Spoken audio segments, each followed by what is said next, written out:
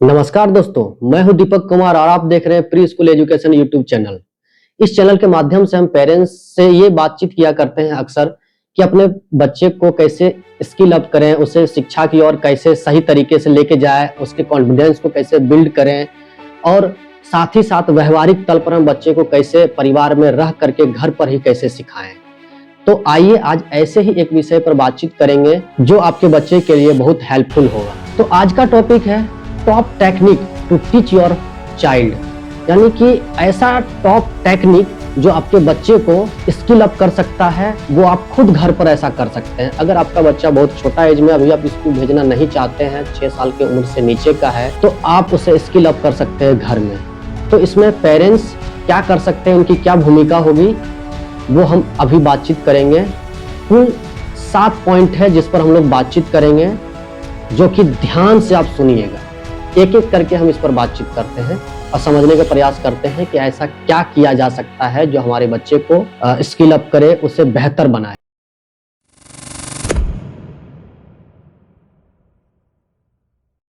पहला पॉइंट है वो है कि अगर आपका बच्चा छोटा है, अगर वो अभी तुरंत खेलने कूदने की उम्र में आया है, लगभग 2 से लेकर के 6 साल के बीच का है, तो वो आप खुद समझने की कोशिश कीजिए कि वो बच्चा सबसे पहले क्या देखता है अपने परिवार में, अपने घर में क्या देखता है। जो कुछ भी वो देख रहा है वो सीख रहा है। इसका मतलब है कि जो कुछ भी आप सिखा रहे हैं, जो कुछ भी आप एक्टिविटी में अपने आप को लगाए हुए हैं, आपका व्यवहार हो, बातचीत का तरीका हो, घर का माहौल हो, पढ़ाई लिखाई का माहौल हो, पड़ोसियों का माहौल हो, आपके घर का लोगों से जुड़ाव हो, सब कुछ वो बच्चा अपनी आंखों से देख रहा है और सीख रहा है, खेल खेल में सीख रहा है। तो आप यहीं पर संभल जाएं कि जो आप छोटी छोटी एक्टिविटी जो अपने घर में किया करते हैं, या हो सकता है आप बिल्कुल मतलब समझ नहीं पाए हो इतनी बारीक लेवल पर कि बच्चे में वो एक्टिविटी कैसे आ गई है, तो उस पर आप ध्यान देंगे तो आपको पता चलेगा कि ये मेरे ही थ्रू आई है, मेरे ही द्वारा उसमें ट्रांसफर हुई। हो सकता है कहीं कहीं पर पड़ोसियों से भी आ सकती है, लेकिन ऐसा देखा गया है कि मैक्सिमम एक्टिविटी जो बच्चों में व्यवहारिकता आती है वो परिवार माता पिता से ही आती है। तो सबसे पहले आप समझ जाए कि आपके बच्चे में जो कुछ भी आ रही है वो आपसे आ रही है। तो समझने का मतलब ये हुआ कि बिल्कुल आपको रुकना नहीं है, आपको बस ये अवेयर हो जाना है कि जो कुछ भी हम कर रहे हैं, जैसे कि अगर हम बातचीत कर रहे हैं तो किस लेवल की बातचीत कर रहे हैं, बात में भाषा कैसी है, हमारी जो भाषा की कनेक्टिविटी लोगों से है वो कितना, जैसे कहते हैं सॉफ्ट है, लवलीनेस के साथ में हम लोग बातचीत करते हैं, कितना प्यार भरा बातचीत करते हैं, या फिर कितना कर्कश बात करते हैं। ये सब बच्चे को बहुत कुछ सिखाता है। मालूम ही नहीं चलेगा बिल्कुल भी कि ये बच्चे में कैसे ट्रांसफर हो गया, वो आपको देख के सीखता है। तो यहाँ पर बिल्कुल आपको संभल कर रहना है और ये बात को बच्चे की तरफ जाने में आपको ध्यान रखना है कि आप जो कुछ भी बोले हैं वो बच्चा सीखता है, तो आप अच्छी तरीके से अपने आप को प्रेजेंट करें बच्चे के साथ में। दूसरा पॉइंट है परिवार का माहौल। वो तो बहुत जरूरी है। परिवार का माहौल का मतलब लोग ये समझते हैं कि परिवार में सारी सुविधाएं हो, ठीक है, पढ़ने की पूरी सुविधा हो, लाइटिंग की हो, खिलौनों की है, ढेर सारी किताबों की है, तरह तरह के व्यवस्था बच्चों के लिए कर डाला है कि बच्चे को कुछ भी चाहिए तो वो घर में उपलब्ध है। ये घर का माहौल हो गया। और बहुत सब सुसभ्य तरीके से बच्चे के साथ में पेश आ रहे हो, इतना काफी नहीं है।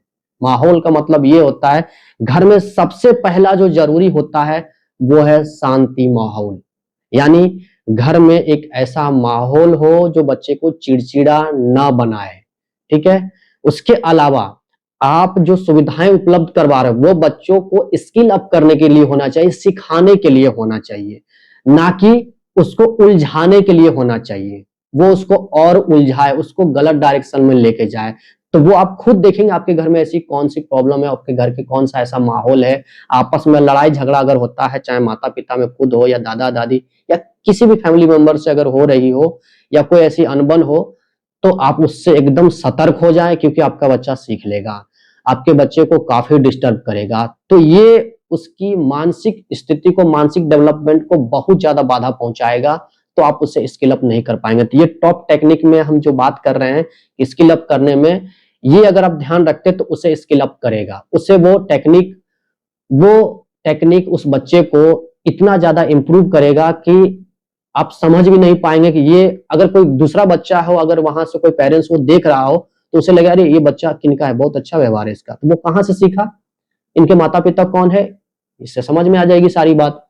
ये फैमिली का असली ताकत होता है कि फैमिली मेंबर कितना अच्छा बर्ताव करते हैं आपस में, बच्चा वही सीखता है। तो इस दूसरे पॉइंट पर आपको ध्यान रखना है, ये भी एक अच्छी टेक्निक है आपके बच्चे को इम्प्रूव करने में। तीसरा जो पॉइंट है वो बहुत बेहतरीन है, वो थोड़ा सा लॉजिकल भी है, थोड़ा वैज्ञानिक भी है। वो है बच्चे को हम अक्सर सुधारने की प्रक्रिया में बहुत ज्यादा आ जाते हैं, बहुत ज्यादा सुधारने के एक्शन मूड में, जिसको कहते हैं कि एकदम बच्चा मेरा बहुत नालायक है, उसको कैसे सुधारे। हम ये पूछते हैं आपसे कि बच्चा को सुधार क्यों रहे हैं आप, इसका मतलब है कि कहीं ना कहीं वो बिगड़ गया है। बिगड़ क्यों गया, इसी पर ध्यान दे दीजिए, इसी से आपको सारा कहानी पता चल जाएगा कि आखिर कहाँ से आ रही है।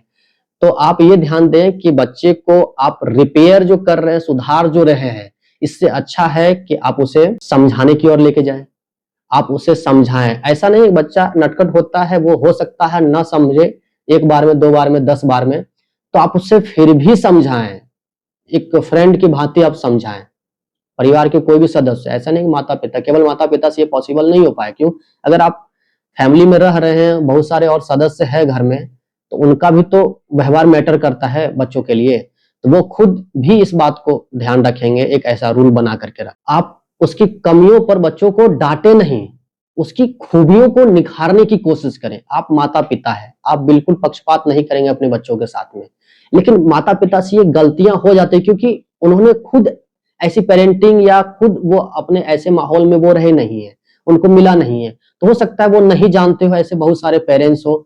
तो आप खुद इस बात का ध्यान रखेंगे, बच्चों की कमियों पर उसे डांटे नहीं, उसे अकेला महसूस नहीं कराएं, उससे गुस्सा नहीं दिलाएं, उसे डांटे नहीं, मारे नहीं। आप उससे अच्छा है कि उसकी खूबियों को निखारें। जैसे कि मान लिया जाए कि आपका बच्चा कई सारे स्किल में, जैसे मान लिया जाए किसी का बच्चा है, कोई और आपके पड़ोस का बच्चा है, उसमें आप देखेंगे जैसे आजकल शर्मा जी का बच्चा चलता ही है, उसमें बहुत सारी खूबियां हो सकती हैं, लेकिन किसी एक चीज में अगर वो अच्छा नहीं है तो आप कह रहे तो देखो ये इसमें तो ये कमी है। आपके बच्चे में भी अगर मान लिया जाए कि उसे बहुत अच्छा लिखने में बहुत अच्छा वो दक्ष है, वो बहुत अच्छा सुंदर लिखता है, लेकिन अच्छा बोल नहीं पाता है, तो पहले बोलने तो सीख लो, कोई भी बोल देगा उसे, पहले बोलने तो सीख लो। तो ऐसा नहीं है कि वो बोलने के लिए नहीं उसे अच्छी तरह से आ रही है तो आप उसे गलत कह दें या फिर उसे डेमोरलाइज कर दें, ये बच्चे के लिए बिल्कुल खतरनाक बात है। तो आप इससे बचें, बच्चे को सहयोग करें, उससे हौसला दें, साहस दें, उसे निखारें। तो निखारने का काम भी पेरेंट्स का है, उनके परिवार का है, तो ये भी उससे एक अच्छी टेक्निक के रूप में काम आएगा पेरेंट्स के लिए भी। तो आप इस बात का भी ख्याल रखें। चौथा पॉइंट है कि बच्चे को खेल-खेल में आप सिखाने के प्रयास करें। अब खेल-खेल में जरूरी नहीं कि आप 1 घंटा डेडिकेटेड हो करके ही आप उसे सिखाएं, वो जरूरी नहीं है। आप अगर सुबह मॉर्निंग में मॉर्निंग वॉक के लिए जा रहे हैं तो आप उसे साथ में लेके जाएं और रास्ते में बातचीत करते जाएं कि देखो वो डॉग जा रहा है, देखो वो डॉग ऐसा ऐसा क्यों है। अब वो स्ट्रीट डॉग है तो उससे भी आप तुलना करवा सकते हैं, देखो वो डॉग में इसमें अंतर क्या है, वो किस माहौल में रहा है, कैसे रहा है। देखो ये शर्मा जी है, ये देखो शर्मा जी का बेटा है, आप उनसे बात करवाएं, ठीक है, और भी किसी पेरेंट्स से बातचीत करवाएं ताकि बच्चे की जो हेजिटेशन है, झिझक है, वो खत्म होगी। इससे वो बच्चा थोड़ा सा साहसी बनेगा, उसका कॉन्फिडेंस थोड़ा सा स्किल अप होगा, उससे और अच्छा महसूस होगा, बाहर की दुनिया को वो और अच्छे से एक्सप्लोर कर पाएगा। वो पार्क जाएगा, अपने जैसे और बच्चे को देखेगा, उससे वो इंटरेक्ट करेगा, तो वो वहां पर और ज्यादा इंप्रूव होगा, वो भीतर से मजबूत बनेगा, आत्मविश्वासी बनेगा। ठीक है, ठीक वैसे ही आप मार्केट लेके जा रहे हो तो सब्जी वाले के पास जाएं, राशन वाले के पास में जाएं, आइसक्रीम वाले के पास में जाएं या किसी भी पर्सन के पास में जाएं, तो पहले आप बच्चे से कहें कि आप जरा सा बात करें, देखिए कैसे बात करते हैं वो। तो आपका बच्चा अगर पहले बार में किसी से पूछता है अंकल या दादाजी या भैया जी, तो आप खुद देखेंगे उसकी भाषा में क्या परिवर्तन आया, वो एकदम ग्राउंड पर आपको दिखेगा। क्यों, आप तो घर में सिखा रहे थे उसको बहुत बोल बोल करके, ठीक है, अब नेचुरली आपको देखना है कि वो बाहर में जाकर के कैसे बातचीत करता है, आप उसे अगर कहते हैं तो ये भी खेल खेल में शामिल है, ये भी टेक्निक आपके बच्चे के लिए बहुत रामबाण की तरह काम करेगा। तो आप जरूर ट्राई करें, तो आपको मिलेगा। चाहे वो ट्रेन पर जाएं, ट्रेन पर हो, प्लेटफॉर्म पर हो, बस पर हो, ट्रेन फ्लाइट में हो, कहीं पर भी हो, आप तुरंत वहां का सिचुएशन को उठाएं और उससे सवाल कर दें, बेटा आप इस पर अपने तरीके से बताएं। अगर वो नहीं जानता तो अच्छा मौका है कि आपको उस सिचुएशन पर आपको कुछ सिखाने का मौका मिल जाएगा और इसमें एंगेजमेंट बढ़ जाएगा। इससे आप मोबाइल देना भी बच्चे को कम कर देंगे, बच्चा भी मोबाइल नहीं मांगे क्योंकि एंगेजमेंट बढ़ गया है। सारा एंगेजमेंट का खेल है, बच्चा जितना ज्यादा एंगेज होगा किसी अच्छे चीज में उतना ज्यादा वो इंप्रूव करेगा। तो इस बात पर आप जरूर ध्यान रखें। पांचवा पॉइंट है, अगर आपका बच्चा अभी शुरुआत ही कर रहा है सीखने की प्रक्रिया में, मैं इसलिए सीखने की प्रक्रिया बात कर रहा हूं बार बार क्योंकि अभी आप उसे स्कूल नहीं भेज रहे हैं, आप उसे किसी प्री या प्ले स्कूल में अभी नहीं डाल रहे हैं, बस आप जस्ट अपने घर पर इसको इम्प्रूव कर रहे हैं। मैं इस लेवल पर बात कर रहा हूं, अभी स्कूल की बात पर मैं नहीं गया हूं। अभी स्कूल की बात को लेकर के फिर कभी मैं वीडियो लेके आऊंगा जिस पर हम बात करेंगे। इसको लेकर के आप प्री स्कूल एजुकेशन पर जुड़े रहें, सब्सक्राइब करके रखें ताकि आपको जब वीडियो आती रहेगी तो आपको मालूम पड़ता रहेगा कि हाँ कौन से विषय पर आई है वीडियो, तो आप देखेंगे। तो आगे चल के मैं स्कूल पर एक डेडिकेटेड वीडियो लाऊंगा कि स्कूल में आपका कैसा बच्चे का रहेगा, उस पर बातचीत होगी। तो अभी फिलहाल हम बातचीत करेंगे कि बच्चों को किताबों का बोझ मत दें। सीधी सी बात है कि अगर आप ये ठान करके रखे हुए हैं कि मेरा बच्चा अब सीखने लायक पढ़ने लायक हो गया, प्री स्कूल में भेजेंगे या हो सकता है अगले ईयर आप एडमिशन करवाने जा रहे हो, तो कुछ प्री किताबें आप ला करके रखे हुए हैं, तो आप फिर उसको बेवजह का बोझ दे रहे हैं। मैं पूछता हूं आपसे, क्या आप उसे एबीसीडी नहीं सिखा सकते हैं? क्या आप उसे काउंटिंग नहीं सिखा सकते हैं? टेबल नहीं सिखा सकते हैं? ए फॉर एप्पल नहीं सिखा सकते हैं? क ख ग घ नहीं सिखा सकते हैं? आप उसे gram, milligram, inch, feet, metre, kilometre ये सब नहीं सिखा सकते हैं? और भी कई सारे ऐसे टॉपिक है, छोटे-छोटे वर्ड है, वो क्या आप नहीं सिखा सकते? कलर कॉम्बिनेशन नहीं सिखा सकते? और यहाँ तक कि आप बर्ड्स के, एनिमल्स के नाम नहीं सिखा सकते हैं? इतना तो कर सकते हैं। प्ले स्कूल में यही सब होता है। आप इतना अच्छा माहौल अपने घर पर दे सकते हैं, अगर आप पढ़े लिखे हैं खास तौर पर, तो आपको और मजा आएगा बच्चों के साथ में। 1-2 घंटा देने में क्या जाता है आपको? अगर 2 घंटा आप अपने बच्चे के लिए देते हैं तो दिन भर जो प्ले स्कूल में रहेगा उससे कई हजार गुना ज्यादा बेहतर, क्योंकि वहां पर बहुत सारे बच्चे होते हैं, सब पर ध्यान देना पॉसिबल नहीं होता, उनकी भी मजबूरी है। तो आप किताबों का बोझ न दे करके उसे प्रैक्टिकल वे में सिखाएं। जो वो प्ले स्कूल में सिखाया जा रहा है, जो प्ले स्कूल की किताबों में है, क्यों ना आप खुद उसे निकाल करके अपने चारों तरफ से लाके उसके सामने में रख दे कि ये बल्ब क्यों है, वो कैसे जलता है, इसमें इलेक्ट्रिसिटी कैसे फ्लो होता है, इलेक्ट्रिसिटी का आविष्कार किसने किया। मतलब आप स्टोरी के माध्यम से उसे बता रहे होते हैं, आपको मालूम ही नहीं पड़ेगा कि बच्चा बहुत कुछ इतने छोटे उम्र में वो समझ चुका होगा। मैं बात कर रहा हूँ याद नहीं हुआ उसे, वो समझ चुका होगा। वो आगे चल के उसकी पढ़ाई में जब दोबारा रिपीट होगा तो उसे एकाएक बल्ब की तरह उसके दिमाग में जलेगा, जो कि उसे बहुत ज्यादा अच्छा फील करवाएगा, उसे पढ़ाई बोझ की तरह नहीं लगेगी। तो किताबों का बोझ अभी से न दे बच्चे को, ये बच्चों के सर्वांगीण विकास के लिए बहुत जरूरी है, खास करके उसके मानसिक विकास के लिए। तो आप पेरेंट्स से इस बात को आप जानते हैं कि कम उम्र में बच्चों को बोझ अगर आप दे रहे हैं तो गलत कर रहे हैं आप। छठा पॉइंट है, जिसको कि रोका तो नहीं जा सकता है, तो क्यों ना इसका फायदा उठाया जाए, वो है टेक्नोलॉजी का यूज। मतलब कि मोबाइल, टीवी, लैपटॉप या ऐसे इलेक्ट्रॉनिक गैजेट्स, जैसे कि आप एलेक्सा वगैरह को भी ले सकते हैं, आजकल के घर में अब उपलब्ध होने लगी है। एलेक्सा को थोड़ा सा बेहतर मैं इसलिए मानता हूं क्योंकि वो एक स्क्रीन नहीं है, वो एक जस्ट एआई डिवाइस टाइप का है जिससे हम बातचीत कर सकते हैं, बातचीत के जरिए हम बहुत कुछ उससे जानकारी ले सकते हैं, तो वो ठीक है मोबाइल के कंपेयर में। तो आप ये ध्यान रखें कि मोबाइल हो या टीवी हो, खास करके मैं मोबाइल की बात करता हूं क्योंकि मोबाइल हमेशा हमेशा सबके हाथों में होता है, तो हर कोई बच्चे को थमा देगा।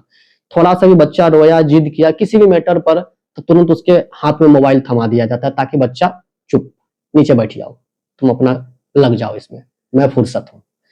तो ये बिल्कुल घातक है। तो आप मोबाइल का यूज जो घर घर में बढ़ गया है, इसको सीमित करें। मैं माता पिता से अक्सर बोलता हूं कि आप खुद ही सीमित कर दें, हो सके तो बच्चों के सामने इस्तेमाल ना करें। आप किसी खाली टाइम में, बच्चा जब स्कूल चला गया हो या सोया हुआ हो, तब आप चलाएं। तो ये बच्चे को भी, इस टेक्निक में बच्चे को और ज्यादा इंप्रूव करेगा। तो ये छोटी छोटी सी टेक्निक है जिसको कि आप बच्चे के लाइफ पर इस्तेमाल करें। आप पेरेंट्स हैं तो देखिए बहुत कुछ आपको उसमें इंप्रूवमेंट दिखेगा, तो आप खुद करके देखें। और यही सब तो स्कूल वाले करते हैं। और जब स्कूल वाले से नहीं होता तो आप कहते हैं स्कूल वाला क्या कर रहा है, हम फीस दे रहे हैं।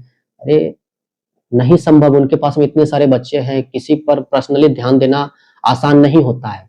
लेकिन आपका बच्चा तो आपका एक है, उसकी खूबियों खामियों से आप परिचित हैं, तो आप खुद न जिम्मेदारी उठाएं। पहले इतना आप इम्प्रूव करके ही प्ले स्कूल या प्रे स्कूल में भेजें, ताकि बच्चा वहां जाकर के सिर्फ मौज मस्ती करके आए, और हो सके रिपीट हो तो और अच्छी बात है। तो आप इस टेक्निक का भी इस्तेमाल करें। और छठा जो पॉइंट है वो तो बेहतरीन, बहुत और बहुत बेहतरीन है। ये आज के फैमिली में बिल्कुल देखा नहीं जा रहा है। अगर आप करते हैं, जैसा कि मैं अभी तक जो जानता हूं कि यूरोपियन कंट्री में या कैसे बहुत सारे ऐसे कंट्री हैं जहां पर इस बात को फॉलो किया जाता है, हर एक परिवार में, हर एक घर में, तो आप यहाँ पर उसकी शुरुआत कर सकते हैं। आप पढ़े लिखे हैं तो ऐसा करें, कुछ ऐसी किताबें बच्चों की लें जो कि बच्चों की पढ़ने की भी हो, बच्चों की स्टोरी वाली किताब हो, बच्चों के मॉरल एजुकेशन के लिए भी काम में आएगी। तो आप उस तरह की किताबें लाएं। और बच्चों को आप पढ़ने के लिए दे नहीं सकते क्योंकि अभी पढ़ाई उसकी शुरुआत भी नहीं है, वो अभी जानता भी नहीं पढ़ने के लिए, तो आप खुद पढ़ करके सुनाए खाली टाइम में। तो इससे क्या होगा, बच्चे आपसे इंगेज रहेंगे। खाली में आप बैठ के इतना कर सकते हैं, नहीं तो खाली टाइम में बच्चा अपना मोबाइल चलाएगा, आप अपना मोबाइल चलाएंगे, और तब आप कहिएगा कि अब स्कूल के भरोसे पढ़ाई करवाइए। तो ऐसे नहीं चलेगा, वो ज्यादा दिन तक नहीं चलेगा, वो एक दिन क्रैश कर जाएगा।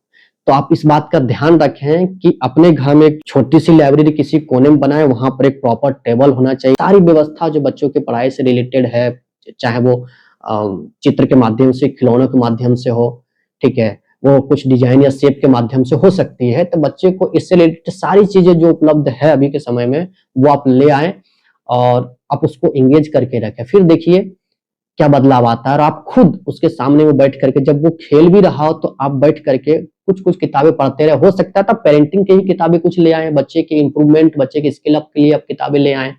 मैं आगे चल के इस पर भी वीडियो लाऊंगा कि पेरेंट्स को किस तरह की किताबें पढ़नी चाहिए जो बच्चे को इंप्रूव करने में मदद करे। तो आप ये भी ध्यान रखिए। साथ ही साथ एक चीज को कभी मत भूलिएगा, और वो है बच्चे को स्किल। एक स्किल यानी वन चाइल्ड वन स्किल बच्चे में होना ही चाहिए। इसको तो आप नजरअंदाज कर ही नहीं सकते। यानी बच्चे में एक स्किल आप खोजना है, वो हर हालत में उसके अंदर होगी, बस आपको ढूंढना है। हो सकता है उसको साल, 2 साल, 3 साल, हो सकता है स्कूल जाने के बाद पता चले, हो सकता है और सारे बच्चों के बीच में जाने के बाद आपको पता चले कि मेरे बच्चे में मैथ की जो पावर है, मैथ समझने की, वो जबरदस्त है। तो वो भी एक स्किल के रूप में बच्चे में आगे आ सकता है अगर आप उसे लेके जाते हैं तो। हो सकता है क्रिकेट खेलने में अच्छा, हो सकता है चेस खेलने में अच्छा, हो सकता है कैरम खेलने में अच्छा, हो सकता है कि वो लिखने में अच्छा, हो सकता है वो स्टोरी टेलिंग में अच्छा हो। तो किसी भी तरीके में हो सकता है। हो सकता है स्कूल में जाने के बाद कुछ और खूबियां उसके सामने में आई हो तो आप देख पाए, या टीचर या वहां के प्रिंसिपल बच्चे के बारे में, आपके बच्चे के बारे में आपको बताएं, तो आप वहां से वो स्किल निकाल करके बच्चे को उस क्षेत्र में ज्यादा पुश करना है, ताकि बच्चा वहां से बहुत जल्दी आगे जाए। ये बच्चे को बहुत शॉर्टकट तरीके से स्किल अप कर सकता है, और ये टेक्निक खास तौर पर अभी के समय में हर एक पेरेंट्स को फॉलो करना चाहिए, क्योंकि ये खास करके यूरोपियन कंट्री में बहुत ज्यादा फॉलो किया जाता है। एक लाइब्रेरी की बात मैंने कही, दूसरा स्किल की बात की। क्यों? क्योंकि हमारे आज के समय में है क्या कि स्किल बिल्कुल खत्म हो गया है। आप देखिए पहले के समय में क्या था, पढ़े लिखे नहीं थे लोग इतना, लेकिन लोहार का बेटा लोहार, सोनार का बेटा सोनार, कुम्हार का बेटा कुम्हार, तो इस तरह से मतलब पीढ़ियां दर पीढ़ियां चलती आ रही थी। अगर मूर्तिकार है तो उसका बेटा मूर्तिकार बनता था, और बेहतरीन मूर्तिकार बनता था। ताज्जुब की बात तो ये है कि जितना बेहतरीन मूर्तिकार उसका पिता होता था, उससे 10 कदम और आगे चल के उसका बेटा बनता था। ऐसा क्यों हो पाता था? क्योंकि वो स्किल उसको घर पर ही मिल गई। वो स्किल था, वो उसको घर पर ही मिल गई, वो पूरा पूरा इन्वायरमेंट मिला उसको। तो आप अपने घर में एक इन्वायरमेंट सा क्रिएट करें। एक लाइब्रेरी का होना बहुत जरूरी, क्योंकि लाइब्रेरी बच्चे को धीरे धीरे उसके मन में उतरेगा कि नहीं, पढ़ने का माहौल है। ऐसा नहीं कि सिर्फ घर में किताबें, बच्चों की किताबें दे दिया, अरे पढ़ पढ़ पढ़, मोबाइल दे दी, नहीं पढ़ रहा है तो मोबाइल दे दिया, तुम देखो यार कार्टून देखो, पिताजी भी अपना क्रिकेट में लगे हुए हैं।